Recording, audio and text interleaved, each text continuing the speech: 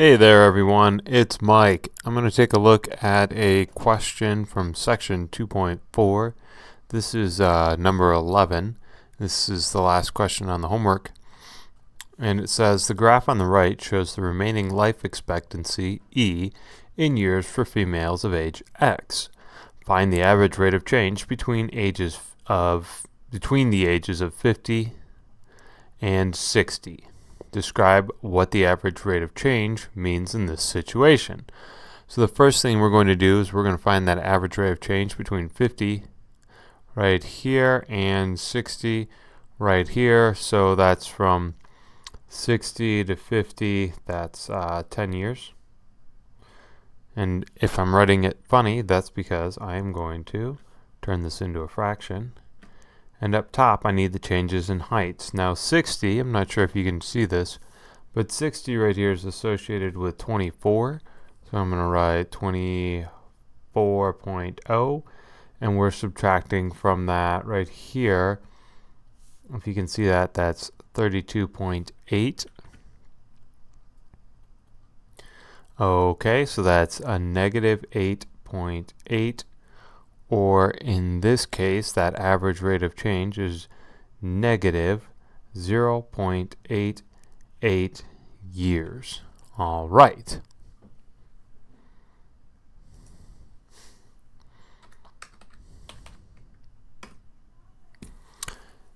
So I went ahead and I typed that into the homework here on Pearson. And let's see what the next question is.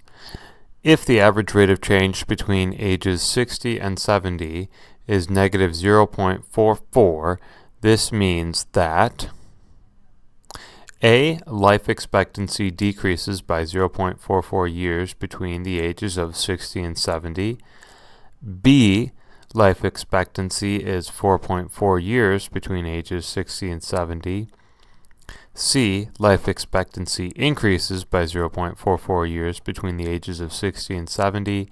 And D. Life expectancy decreases each year between the ages of 60 and 70 by 0.44 years.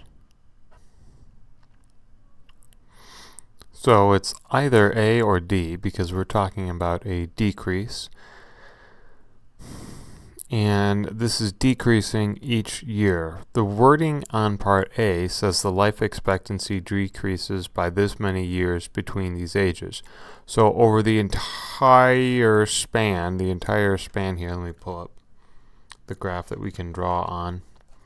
Over this entire span, say from here to like here, it would decrease by 0.44, and that's just not true. So it's not A, it's not B, it's not C, it's D. D is the answer that we're looking for. And sure enough, that is what we're looking for. It's doing this decrease right here each year.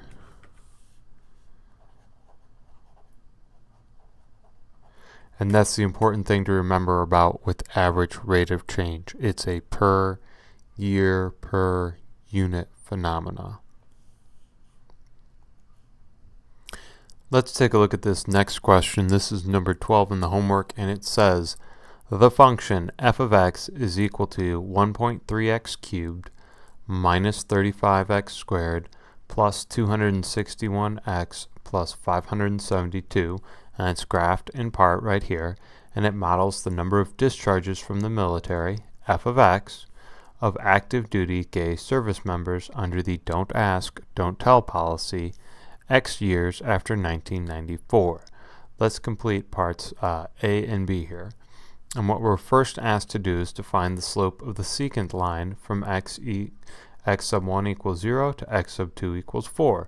So what we're going to need to know is we're going to need to know f of 0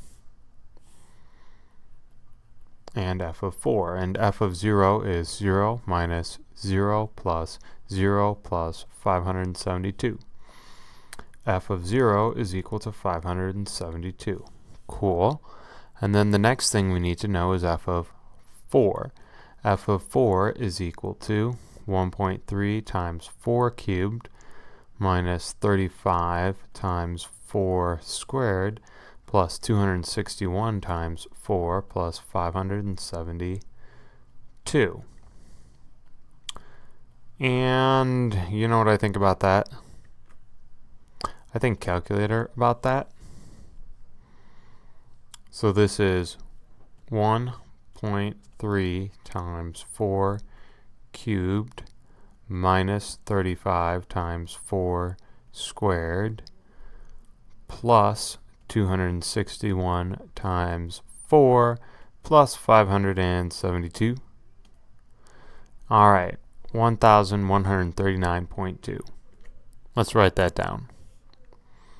1,139.2. Great. And then we're going to take 1,139.2, subtract from it 572, divide that difference by 4 minus 0, and that'll give us the slope of the secant line. And we're of course going to use a calculator for that, so let's subtract 572. We hit enter, and let's divide it by 4. We hit enter, we get 141.8. So the slope of our secant line is 141.8. I'm going to put that into Pearson and see what part B is.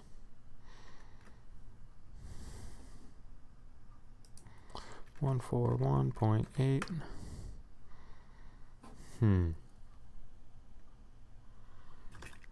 So I'm going to put 142 in here because we're rounding to the nearest whole number.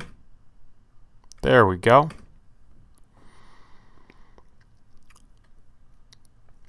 So the average actual yearly increase was 138. Does the slope underestimate or overestimate this value? By how much? Well, it overestimates the actual yearly increase because it's saying that more were the number is higher, 142, as opposed to 138. And then it's going to overestimate it by 142 minus 38. It overestimates that increase by 4. All right, that's it for this section's homework. Good luck. Keep working on it.